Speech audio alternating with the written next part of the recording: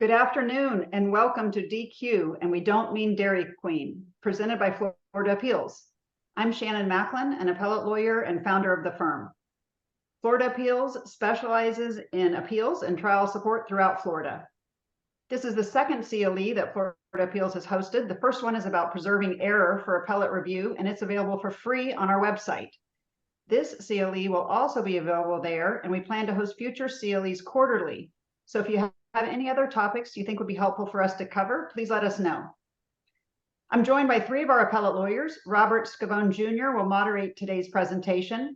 Robert clerked at the United States Court of Appeals for the 11th Circuit for Judge Adalberto Jordan and at the 3rd District Court of Appeal for Judge Barbara Lagoa. Bill Palmer will begin with an analysis of initial motions to disqualify. Bill served on the 5th District Court of Appeal for 18 years and was chief judge of that court from 2007 to 2009. He and former 5th DCA Judge Earl Peterson provide our firm with over 30 years of appellate judicial experience. After Bill, Tom Skolko will address successive motions and appellate review. Tom served as a judge of compensation claims for 17 years before joining Florida Appeals in 2022. Tom is one of a handful of lawyers who is double board certified. He's board certified in both appellate practice and in workers' compensation.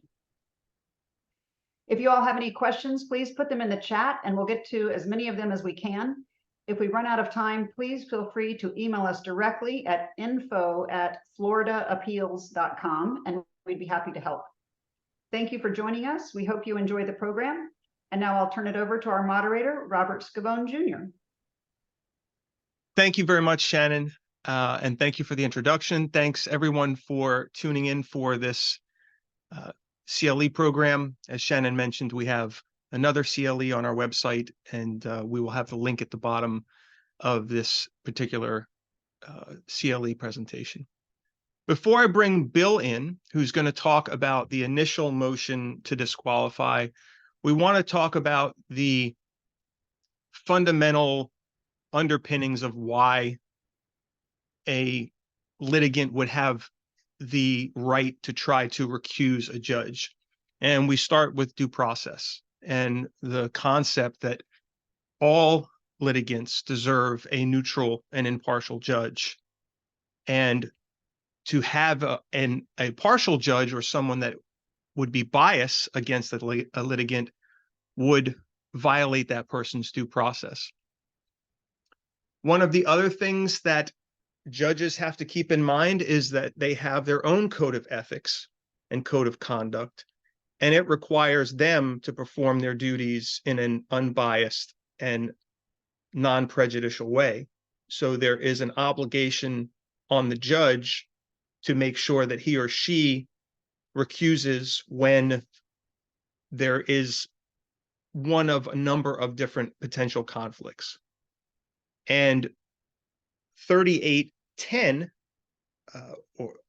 outlines the main one that we're going to talk about today, which is disqualification for prejudice. But Chapter 3800 includes other grounds or other reasons why a judge would have to recuse. If the judge is a party, obviously there has to be a recusal. If there is some sort of familial relationship, which we're going to get to a little bit later in the CLE, a judge should recuse. And obviously a judge can recuse on his or her own motion. She does not have to wait for someone to ask for the recusal. So, Bill, I want to bring you in and let you start off by telling us about the features of chapter or section 3810. So to implement the due process concerns we're considering here, we have a statutory basis that sets forth some of those standards. So Section 3810 of the Florida statutes provides that in order to seek to disqualify a trial judge, you have to file an affidavit stating a fear that you will not receive a fair trial because the trial judge has shown prejudice or favor towards the other side. You have to specifically set forth the facts and the reasons why the party believes the trial judge is biased, and it has to be supported by a certification from counsel that the affidavit is made in good faith. It also provides that if such a motion is filed, the judge shall proceed no further until first resolving that motion for disqualification. Thank you, Bill. And the substantive right obviously originates from the statute, but we also have Rule 2.330, which is the procedural mechanism by which a litigant would move to recuse or disqualify a judge. Bill, can you walk us through those the particular things that we've highlighted here?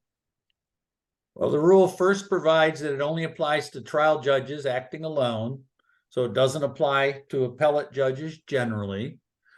This indicates it does not apply to circuit judges sitting on a multi-member appellate panel, although that's greatly abrogated now. That it used to be that appeals from county court would go to a panel, an appellate panel, either of 1 or 3 judges in the circuit court, but now they go directly to the DCAs. And it provides that any party has standing to move to disqualify the trial judge. And we just have a case law here that if somebody cites the statute rather than the rule, that doesn't make the motion invalid. Thank you, Bill. We're going to talk a lot today about legal sufficiency. Bill, can you explain how the parameters that are drawn out in 2.330 are important when it comes to having a legally sufficient motion? Yes, you have to meet each of the requirements of the rule and the statute in order for it to be deemed legally sufficient, such that the judge has to treat it as a sufficient motion. It must be in writing. Now, keep in mind that you might make an oral motion during the course of a hearing or a trial, but it then needs to be reduced to writing to meet the requirements of the statute and the rule. It notes that you have to be specific in alleging the facts and the reasons for disqualification. So simply saying, I feel the judge is biased is not enough. You need to flush out the facts that go with that. You need to state the precise date the grounds for disqualification were discovered by either counsel or the party, whichever is earlier, since there are very strict time requirements for filing such a motion, which we'll be talking about in a little bit. And so the date has to be set forth to be able to determine whether it is in fact timely.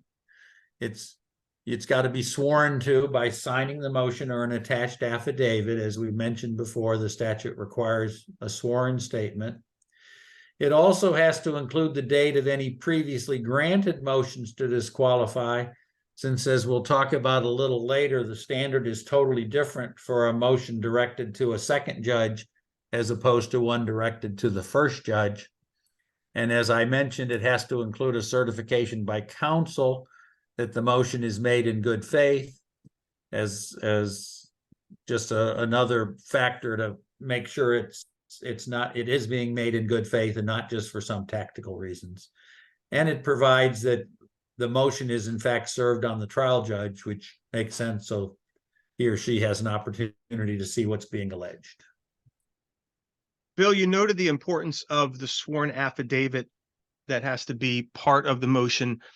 What about attaching transcripts from a hearing or other documents that you want to use to support your claim that the judge is biased or prejudiced against you? Is that something that you've seen? Do you think it's a good idea? I've seen transcripts attached. It helps to show exactly what the judge said, but since the allegations of fact must be taken as true in a first motion to disqualify, it isn't something that has to be provided to verify what the motion is saying and is otherwise sworn to under oath. Got it. We're going to dig a little bit deeper now into the various grounds that a litigant may want to consider when seeking recusal. The first one that we touched on earlier, Judge, was the first one we touched on earlier, pardon me, Bill, was the relationship to a party or counsel, that the judge has some sort of particular relationship. How does this generally come up? Well, this is separate and apart from bringing one saying that the judge is biased or prejudiced. it sets up various degrees of relationship of the judge to the party or counsel, which basically per se indicates that they need to disqualify themselves without a separate showing of bias. And it indicates that if the judge or their spouse are within a third degree of relationship, and we've set forth here in a footnote what fits within a third degree of relationship, then that's a basis on which they need to recuse themselves. We note that there's a ground if there's more than a de minimis economic interest in the subject matter in controversy, if they've acted as a lawyer in the proceedings, if they have more than a de minimis interest that could be substantially affected by the proceedings, or if they're likely to be a witness in the proceedings. Those are all grounds that the statute sets up as a basis for disqualification of the judge. Bill, how would you define, or how have the courts defined de minimis? Well, I think it's generally fact specific. It's on a case-by-case basis. As an example, if a judge owns a few shares in a corporation, that corporation is a party in the litigation, but it's not the kind of litigation that would have any reasonable effect on the stock price. It's not a bet your corporation kind of a case. It's just something routine business, and there's no way that that this case is going to be affecting the stock price. That seems to me to be something that would be de minimis. There has been some law with regard to contributions made to a campaign of a judge, and it's generally it's been held that at a certain level, at one point it was $500. I don't know if that's gone up since then, but at one point the law was that a $500 judgment was per se de minimis and wasn't a basis on which to have a judge disqualified. Mm-hmm. Bill, what would happen in a situation where, for whatever reason, a judge didn't realize that one of these family members was party to the suit, and it comes out later, and no fault of the judge? What happens to that case? Well, I think if one of the parties has just discovered that, they bring it to the attention of the judge. I think if the basis of the disqualification is the relationship to a party, you may not be under the same strict time restrictions as you would be when you're trying to disqualify somebody based on actual prejudice or bias. But it seems to me that at any point during the course of the case, if a party discovers that relationship, they bring it to the court's attention and can file a motion on that basis. They may not even have to file a motion, because if they bring it to the court's attention and the court didn't know about it, that's the kind of situation where a judge might on their own choose to disqualify themselves without requiring a motion. Mm-hmm. And next, we're going to talk about the judge's knowledge. What are we talking about here, Bill?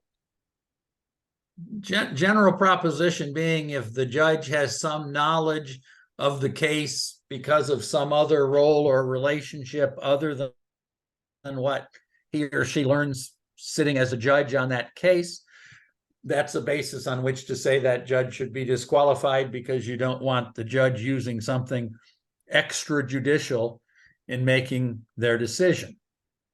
So if the judge served as a lawyer on the case before, or was the lower court judge in the case before, or a lawyer with whom they practiced during the association was involved in the matter, that would be a basis on which the judge should be disqualified. And when you're dealing with what other members of that judge's law firm might have known, you're dealing with a proposition that basically, as a general rule, the knowledge of any one lawyer in a firm is deemed to be the lawyer of all the lawyers in the firm. And so the fact that it was a different lawyer working on the case would not generally provide a basis to not have to be disqualified. So there's no ethical wall.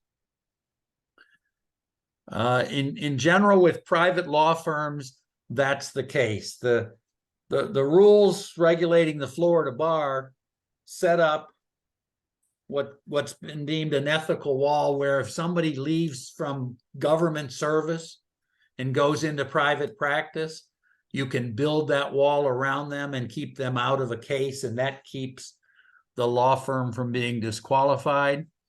But that really only applies in the context of a government lawyer going into private practice. It doesn't apply where you can wall off one private lawyer in the firm from other private lawyers and say they don't have knowledge. The rules regulating the Florida bar provide in 4-1.10 that when lawyers are associated in a firm, none of them may represent a client when any one of them would be prohibited from doing so.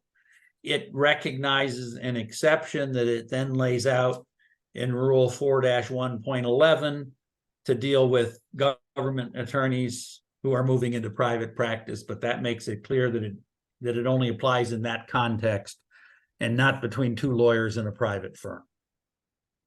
Thank you for that, Bill. Thanks for the explanation. Now we're going to turn to the big one, the motion that we're going to be talking about for the rest of this CLE, and that is a motion to disqualify based on the judge's impartiality, bias, what have you. Bill, we want to first emphasize that timing is everything. The motion must be filed within a reasonable time, not to exceed 20 days. When might a motion filed in less than 20 days be unreasonable and therefore untimely? I think the key in that regard would be to look at what happened during that time frame of less than 20 days. So if there's a hearing and the judge does something that some parties later saying is a basis for disqualification, but the judge gives some indication of which way he's going to rule, and they wait until the ruling comes out 10 days down the road, 15 days down the road, and when they don't like the ruling, they then file the motion.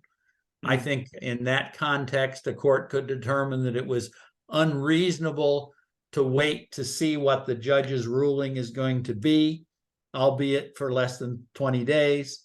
And in that scenario, I think they could determine that it was unreasonable, even that when it was less than 20 days.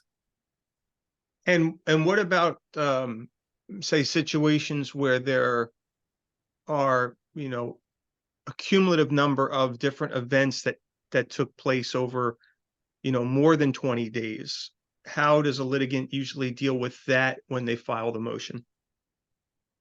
I think the key ingredient in that regard is you would have to set forth why the last event, which occurred within the 20 days, somehow tipped the balance in favor of showing that the judge was prejudiced or biased, that there are certain events that happened more than 20 days ago, but that on their own didn't create a reasonable fear of bias. But when you add the most recent event, which was within the 20 days, all of a sudden that's enough to tip the balance to where you now have a reasonable fear of bias. And under those circumstances, the court could say, yes, it's reasonable because it wasn't until that last act that you had a reasonable basis to think he or she was biased. But as a practical matter, that's always a risk, and therefore you're always better off to bring it sooner rather than later. You don't want to run the risk that the court doesn't buy your argument that it's the last act rather than an earlier act which tipped the balance. Thanks for that, Bill. Now we want to talk a little bit about the court's order, how quickly the court must act. Bill, what are the parameters there? Well, this is a rather unique situation. It's very rare that you have a situation that the trial court not ruling on the motion somehow impliedly rules on the motion. But in this context, it's very specifically provided that the trial court shall rule on the motion immediately and no later than 30 days. after service, and if the motion is not denied within the 30 days, it's deemed granted. So unlike most situations where you can't read anything into the court not getting around to ruling for a while, here you have a very definitive timeline and a very definitive result, which is if it's not denied within that time frame, it's granted. We'll turn now to sufficient grounds. We're also going to talk about insufficient grounds for a motion. Bill, highlight the most common sufficient grounds for filing a motion. Well, you obviously set forth some action by the judge that you say shows personal bias or prejudice. It typically comes up in a context where the judge makes some reference to a party or to a counsel, not directly related to what the judge is observing, but maybe broader than that, more general than that, using a derogatory term towards one of the parties that's uncalled for. And those are areas where it could very well be determined that that's a showing of bias, or it's at least creates a reasonable fear in the movement of bias.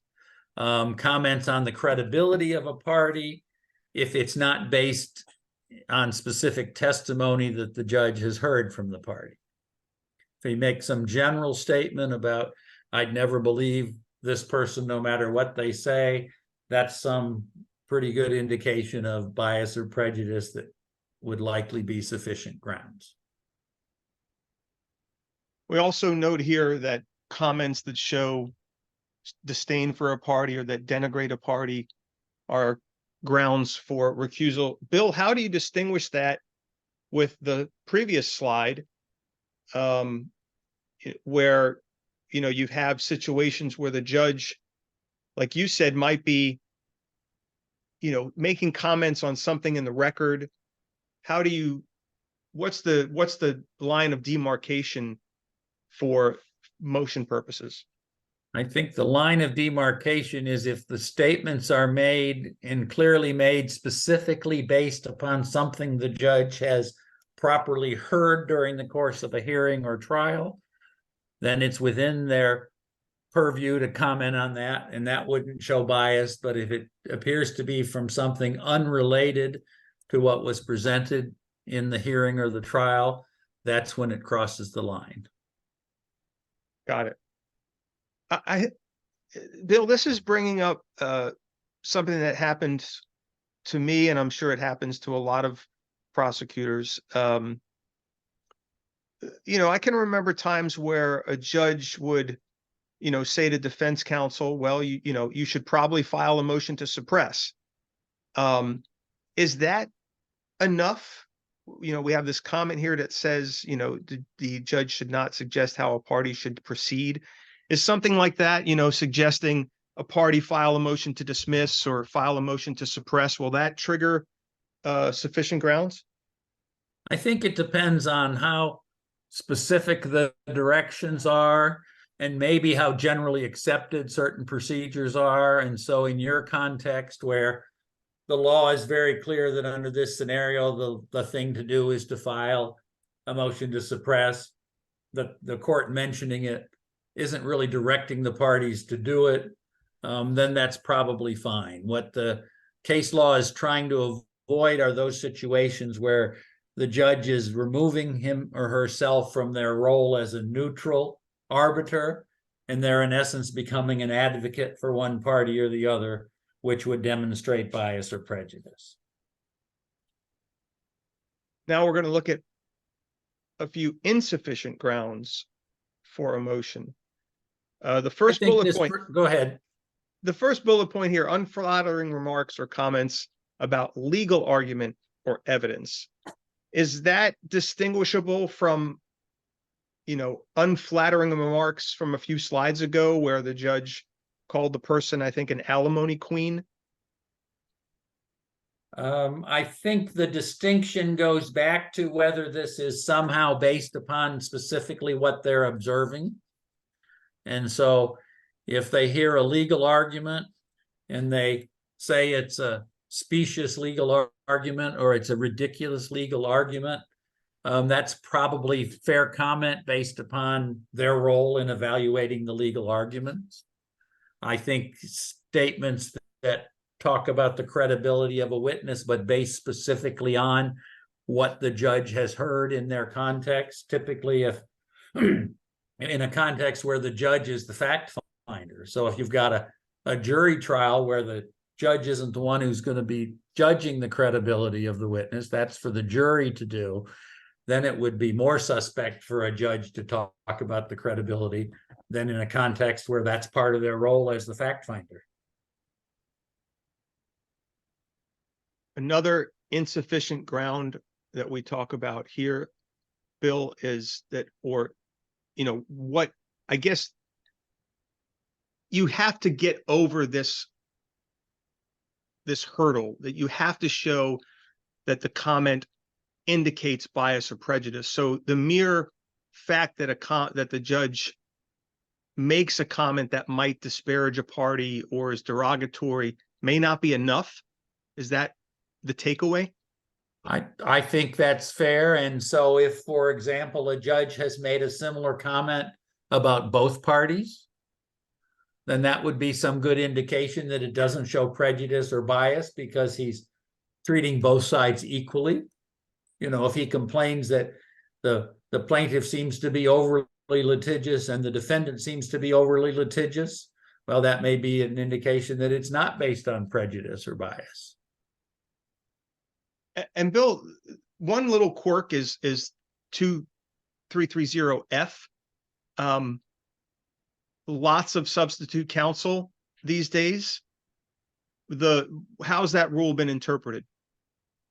Basically, the rule is set up so that after the fact or in the midst of a case, if you're not happy with what the judge is doing, but you don't have a basis for disqualification, well, I'll go hire a former partner of the judge, go hire somebody the judge doesn't hear cases from for some reason.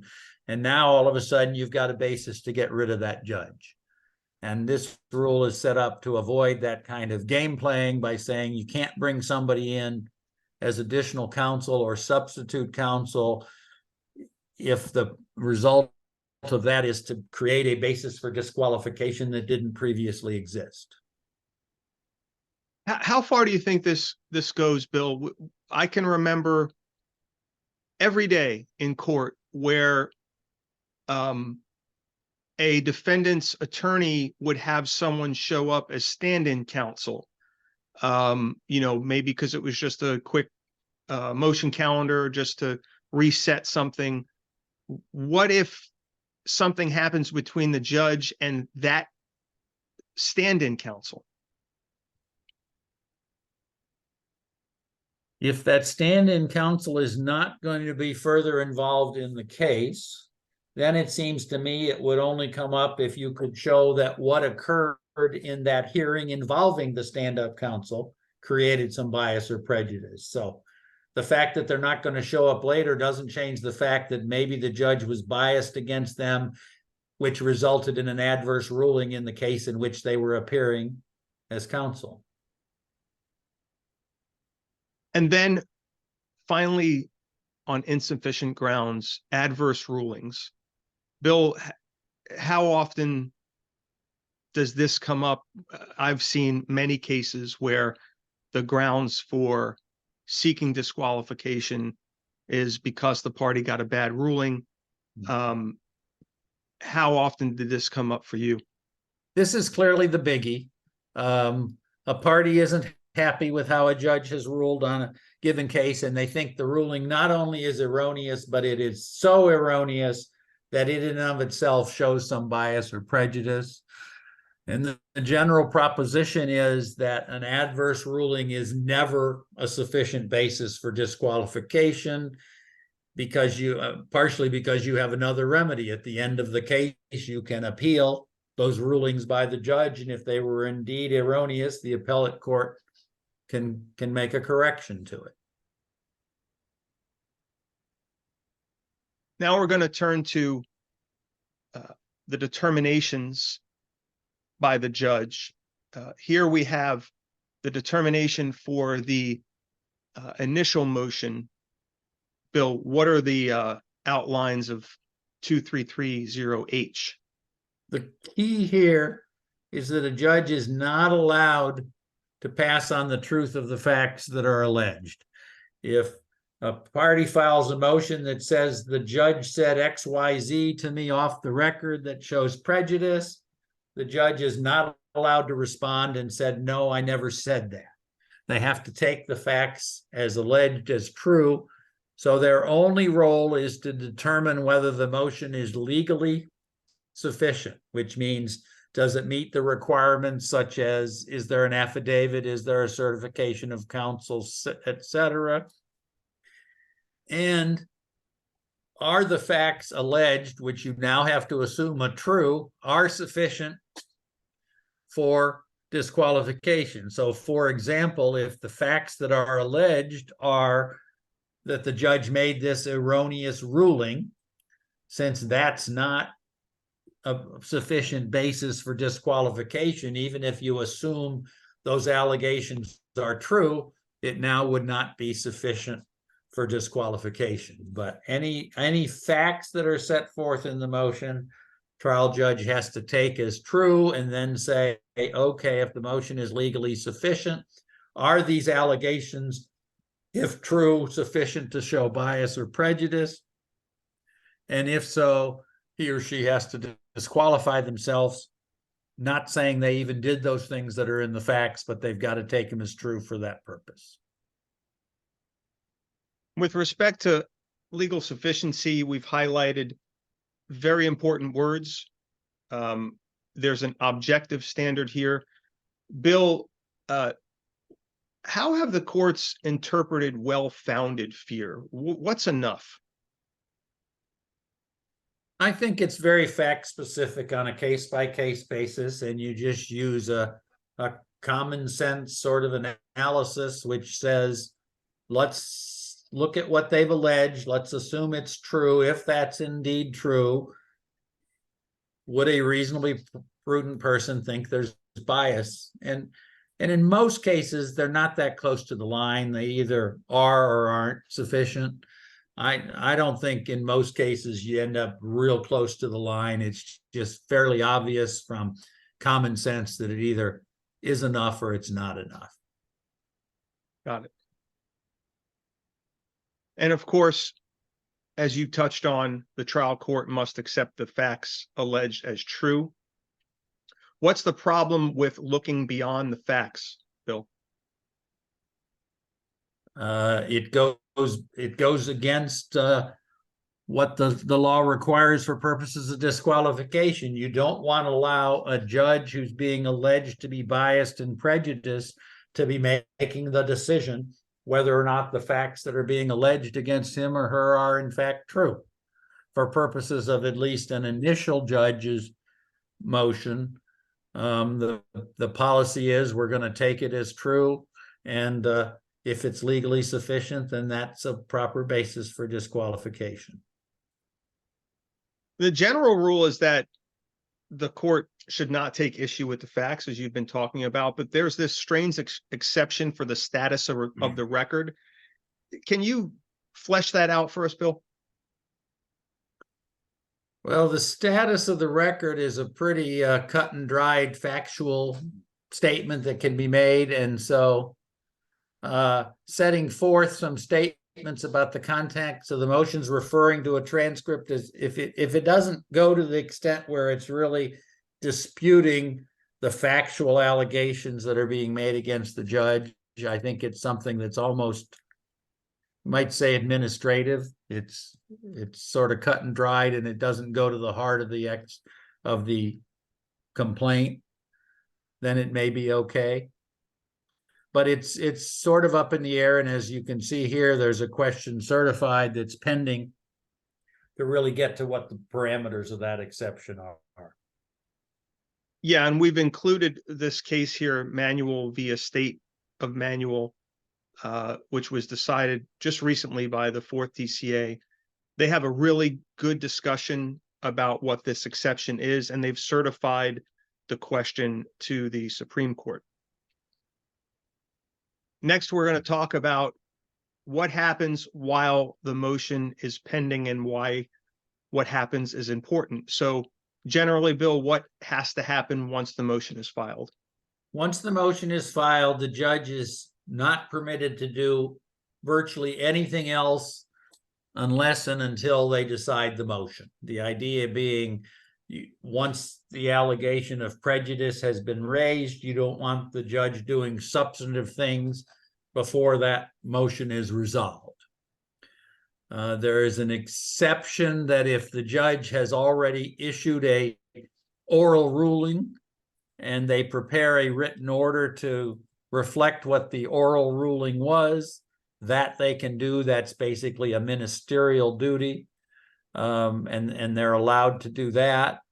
It would have to be a definitive ruling being reduced to writing. So if the judge has given a strong indication which way he or she is leaning, but hasn't made a definitive ruling, then I think they could not enter an order along the lines of the way they were leaning, because they hadn't made a definitive oral pronouncement of the ruling prior to that time. Yeah, and the Berry v. Berry case spells it out really clearly. Obviously, if all the judge is doing is memorializing what he or she has already said, then there's no exercise of discretion in doing that, Exactly. which is the exact point of the ministerial duty exception. A little bit more on when ruling. The motion that is untimely and lacks a certification by counsel is legally insufficient. But if the trial judge comments on the truthfulness of the facts, what happens? This is an interesting case we've set forth here, because the trial judge certainly has a right to determine that a motion is untimely. And if he or she makes that decision and denies the motion on that basis and ends it right there, then there's no disqualification. In this case, the judge, having determined it was untimely, then went on to make comments about the truthfulness of the facts, which is beyond what a trial judge is supposed to do when looking at one of those motions. And the court held in that case that sort of trumped the untimeliness, because the court went further than it should have in just deciding the untimeliness, and decided in that case that created a new basis for disqualification, didn't require a new motion to be filed in that regard, and granted the original motion, which otherwise would have been denied simply as untimely. What about reconsideration, Bill? Can a party ask the successor judge to reconsider? The parties can certainly ask the successor judge to reconsider any factual or legal rulings. This provides that the motion for consideration be filed within 30 days of the order of disqualification. That's so that if you have a prior ruling that you think is somehow tainted by your alleged allegations of bias, this gives the court an opportunity to address that and correct that. Great. And now I want to bring Tom in for a discussion about successive motions, and then we're going to talk briefly about appellate review. Tom, you there? I am here. Thank you, Robert. Of course. And thank you, Bill, for that excellent presentation. So, Tom, if a judge is disqualified, can you flesh out what the standard for disqualification would be for a successor judge? Yes, that's a great question. Because as Bill explained, for the initial motion for disqualification, the judge must accept the factual allegations as true. But that's the big difference between a second motion for disqualification directed at a successor judge. That successor judge is not required to accept the factual allegations and may actually rule on the truth of the facts alleged in support of the motion. This the obvious purpose of this change in standard is to prevent a party from simply shopping until they get a judge they like by making perhaps outlandish accusations.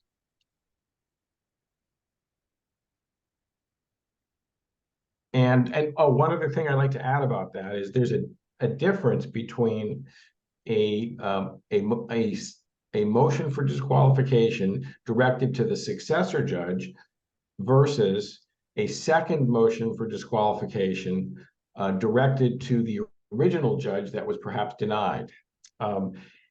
Any successive motions for disqualification directed to the original judge are handled under the original standard, which is that the judge must accept those allegations as true.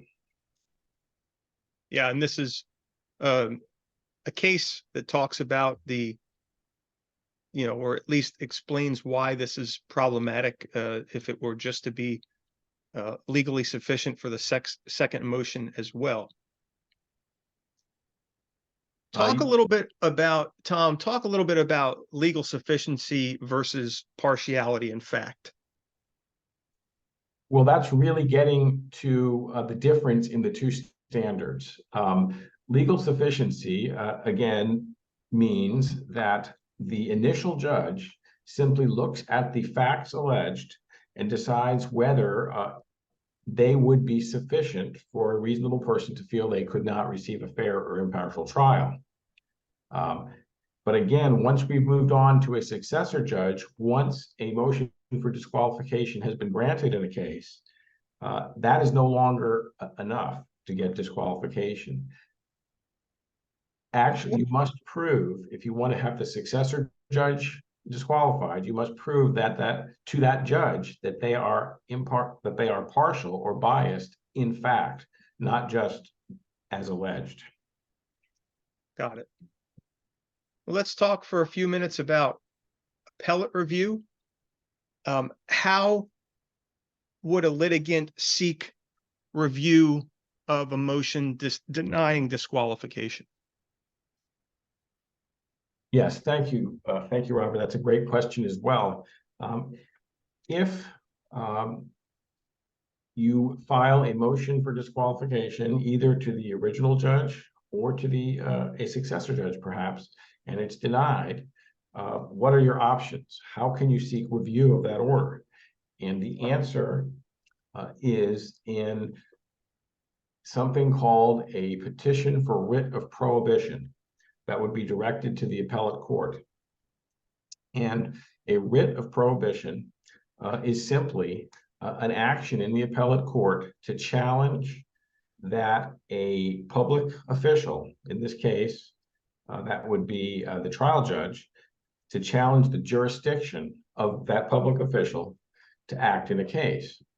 And that fits perfectly with the disqualification, because the entire point of the motion is that the judge shouldn't be acting on the case because of their bias.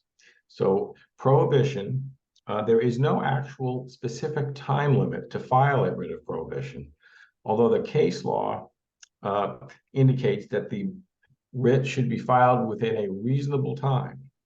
And failure to file the writ within a reasonable time, whatever that would be in the case, probably within 30 days, but it could even be sooner, perhaps, based on the circumstances, is grounds for the appellate court to deny that writ of prohibition. And it's also important, corresponding to the different standards applied to a motion to disqualify the initial judge and a motion to disqualify the successor judge, the standard of review on appeal or on the writ of prohibition is different for those two rulings. For the initial motion, the appellate standard of review is de novo, which means it's simply a question of law, and the appellate court doesn't give any deference to the decision of the trial judge in ruling on the legal sufficiency or timeliness of the motion. Where you have a motion for disqualification directed to a successor judge, however, a writ of prohibition, the standard of review by the appellate court is abuse of discretion. And that makes sense because the successor judge is actually going to look at the evidence and decide whether, as a matter of fact, that he or she is biased and cannot provide a fair trial to the parties. So that motion would be reviewed by abuse of discretion. And this next slide kind of dovetails with that, Tom. As you said, the appellate court now is going to look at the record. What's the standard for reversing? Well, again, it's the Pinfield case that's cited in the slide talks about whether the record clearly refutes the successor judge's decision to deny the motion, which really is perhaps the converse of the appellate standard of review of abuse of discretion, because the judge is given wide latitude based on the evidence to look at all the evidence and decide whether or not, in the context of that case, that evidence was sufficient to establish a valid basis for disqualification. So because that judge has that discretion, that's why it's not reviewed de novo, but by that appellate standard of abuse of discretion. Mm-hmm. So it's really doubly difficult on the second motion because you've got the trial judge who's actually looking at the facts. And then, as you pointed out, it's not de novo review, it's abuse of discretion. So it's doubly difficult for the party to succeed. That's entirely correct, and that's no accident. The reason for these different standards, depending on whether it's an initial motion or a motion directed to a successor judge, is, as we discussed, the main policy is to prevent judge shopping, to make it difficult for a litigant or an attorney who just doesn't like a judge who would prefer a different judge to simply make any allegation that they want and to get their way. Obviously, the court system can't function very well with that going on, and because of that, these different standards have been set forth. Shannon, I know you wanted to make a comment about the appellate part of this presentation. Well, thanks, Robert. I was just thinking about the sort of the tough position that trial lawyers are in because they are facing these trial judges in their everyday work. And so sometimes, it's awkward for them to be placed in a position of feeling that they're ethically need to file a motion to disqualify the trial judge. And then also if the trial judge denies that motion, then now they're running up to the appellate court to file a petition for writ of prohibition. So I was just thinking about how our firm and other appellate firms handle petitions for writ of prohibition on somewhat of a regular basis, just because of that awkwardness that the trial lawyers are placed in. Great. I know we have a little bit of time left for questions. Shannon, do you have any questions from the chat? I don't have any questions from the chat at this moment, but I'm open to questions if you can think of some, Robert. Yeah, we have a few. Let me see what we can squeeze a few in here. So there was one question, maybe Bill, you could address this, or I think you did, about the campaign contributions that they are generally considered de minimis, correct? Yes, I think that's a good judge of one of the ways to determine whether something is de minimis or not for purposes of disqualification, that there is some established law out there in the campaign contribution that shows a contribution is de minimis if it's within certain limits. And that's just a good basis of comparison for other analysis as well. Okay. We have another question. Can the judge commenting on the credibility of an attorney whether good or bad, be a basis for disqualification?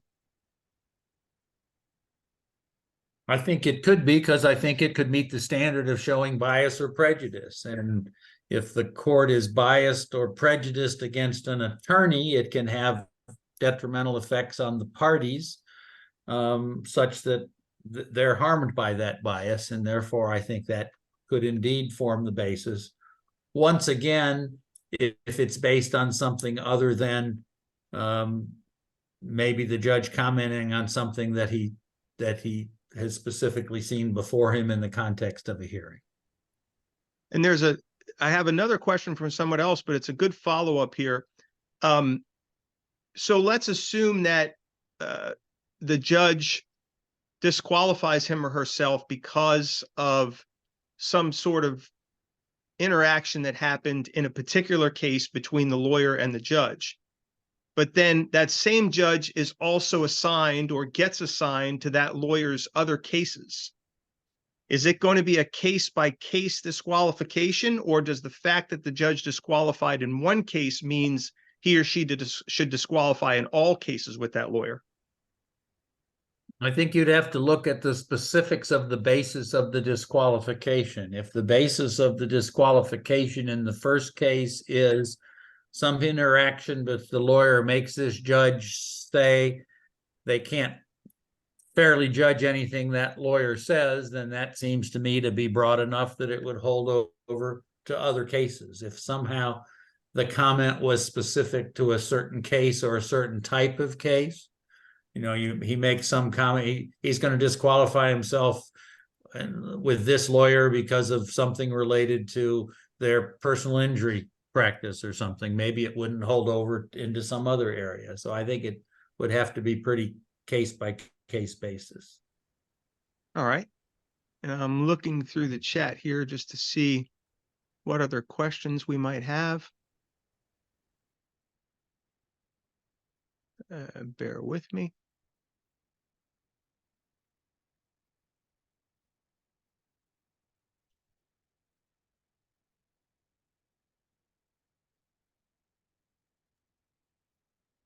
While you're doing that, let me point out one thing just to make it very clear. When we talk about successive motions and the different standard, that requires that it be a successive judge. The rules are set up that if a first motion is successful and now you get a second judge, it's a higher standard. That doesn't apply to a second motion before the first judge if the first judge has denied the original motion. So successive motion in this context means successive motion before a successive judge, not simply a successive motion. That's a really good point, Bill. Thanks for bringing that up. Well, I don't see any other